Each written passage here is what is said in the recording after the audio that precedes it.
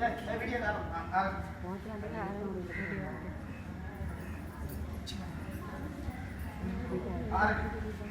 morning all.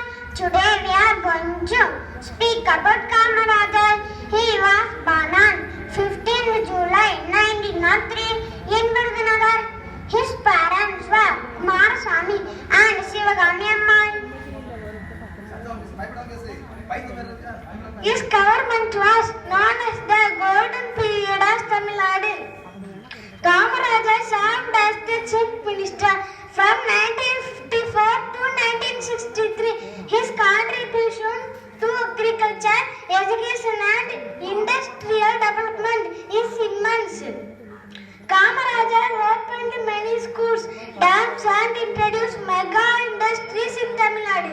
He gave free education and started midday meal scheme in our government and aided school. Kamarajar was elected as the President of Indian National Congress.